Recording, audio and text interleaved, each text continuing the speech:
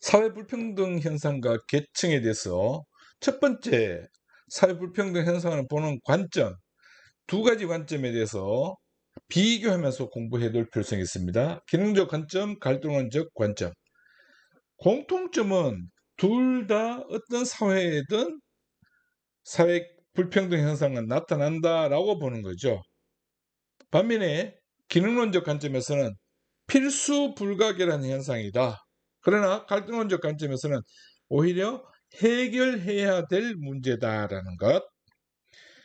기능론적 관점에서 가치 배분 기준은 개인의 자질과 능력에 대해서 가치 배분을 해야 되고, 갈등론적 관점에서는 이미 권력이나 가정의 배경 등에 의해서 가치 배분이 되고 있다는 겁니다. 합법적인 절차와 권력과 강제 이렇게 비교하고 있고, 계층화에 대한 이해를 보게 되면 구성원의 합의된 가치가 반영되는 것이 기능론적 관점의 계층화에 대한 이해라면, 갈등론적 관점에서는 지배 집단의 가치가 반영된 것이다. 그러니까 이 부분을 잘 구분해야 됩니다. 구성원의 가치, 지배 집단의 가치 이렇게.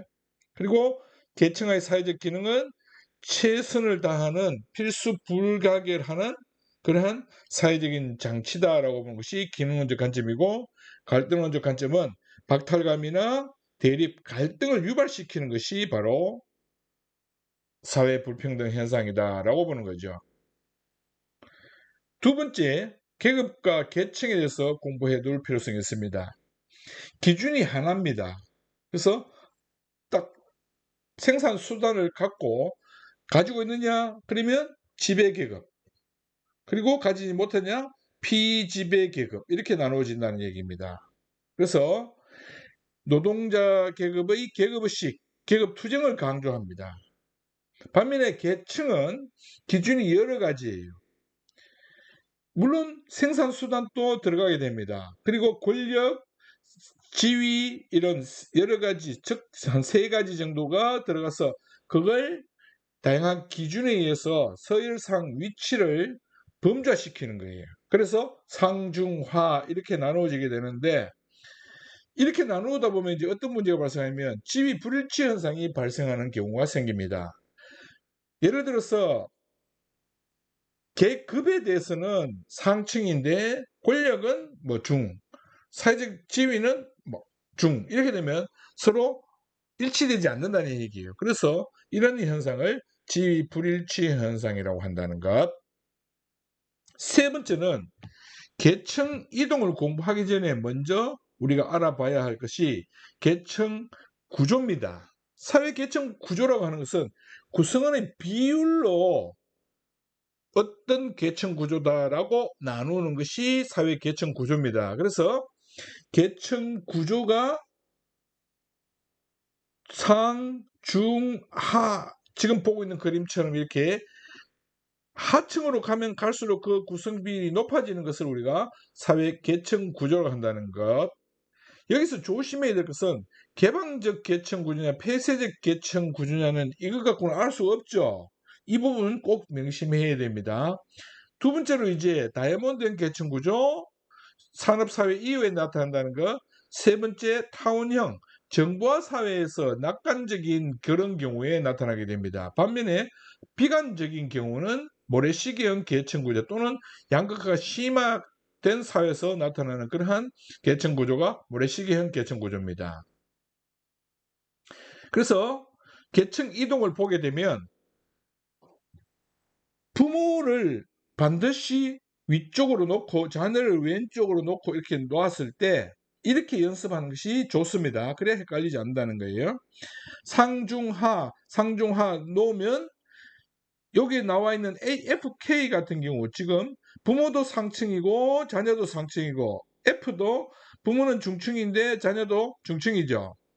K는 부모가 하층인데 자녀도 하층입니다. 이런 경우는 세습 대물림이라고 합니다. 즉 AFK는 세습이나 대물림이다라는 것. 반면에 E와 I, J 요 세 가지는 부모는 중층인데 자녀는 상층이죠. 그렇죠? 그러면 자녀 부모보다 더 지위가 계층이 높아졌습니다. 그 얘기는 무슨 얘기냐면 상승 이동이 이루어졌다는 얘기예요. 반면에 BCG의 경우는 부모는 상층인데 자녀는 하층입니다. 또는 중층입니다. 그렇죠. 그렇기 때문에 이 경우는 하강 이동이다. 즉 대각선을 기준으로 해서 오른쪽에 있는 것은 상승 이동, 왼쪽에 있는 것은 하강 이동이라고 기억하는 것이 좋습니다. 그러려면 반드시 기준이 항상 이렇게 돼야 됩니다. 그렇죠. 부모는 위쪽으로, 자녀는 왼쪽으로 이렇게.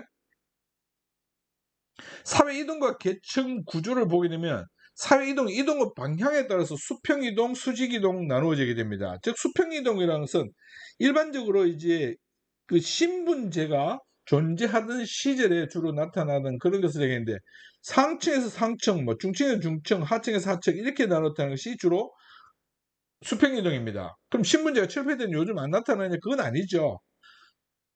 이 비슷한 지위로 이동하는 경우를 우리가 수평 이동이라고 한다는 것. 반면에 수직 이동은 이 상중하를 이렇게 이동한다든지 이렇게 이동한다든지 이렇게 이동이 나타나는 경우를 얘기합니다. 그래서 이런 경우를 수직 이동이라고 한다는 거. 이동의 방향에 따라서. 두 번째는 이동 범위에 따라서 세대 내 이동과 세대 간 이동 이렇게 나눠집니다. 세대 내 이동은 한 사람 일생에 걸쳐서 어떻게 이동이 나타나냐, 여기는 수평, 수직 다 나타날 수 있습니다. 그렇죠? 그런데 세대 간 이동은 수평 이동이 나타날 수도 있지만 반드시 여기에 전제되어 있는 것은 수직 이동이 나타난다는 게 전제되어 있습니다. 만약에 수평 이동만 나타난다면 우리가 그것을 세대 간 이동이 나타났다 이렇게 얘기하지 않습니다. 세대 간 이동이 성립되기 위해서는 반드시 수직 이동이 나타나야만 된다는 것 꼭 명심해야 됩니다. 그 다음 이동 원인에 따라서 개인적 이동이나 노력이죠. 노력에서 나타나는 이동이나 구조적 이동, 산업 구조가 바뀐다든지 사회 구조가 바뀐다든지 이렇게 해서 나타나는 이동이 바로 구조적 이동입니다. 그렇게 되면 이제 직업이 없어지는 이런 경우가 생기죠. 그래서 직업이 없어지면 당연히 사회 이동이 나타날 수밖에 없게 됩니다. 그렇죠.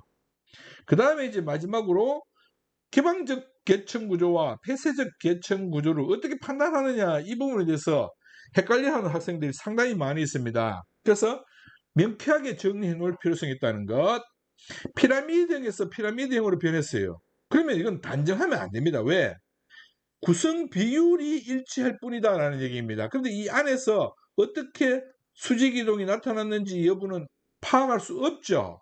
그렇기 때문에 단정하면 안 된다라는 것. 피라미드에서 다이아몬드형은 개방적 계층 구조입니다. 왜? 이미 구성 비율의 변화가 나타나야만 나타나기 때문에 그렇습니다. 그래서 이 경우는 반드시 개방적 계층 구조다라는 것.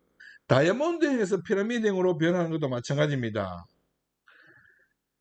그 다음 다이아몬드형에서 다이아몬드형을 변화하는 경우를 가지고 헷갈려하는 그런 학생들이 상당히 많은데, 이 경우도 개방적 계층 구조라는 겁니다. 왜 그러냐? 선생님, 피라미드형에서 피라미드형을 만들었을 때는 단정할 수 없다고 설명했잖아요. 그렇습니다.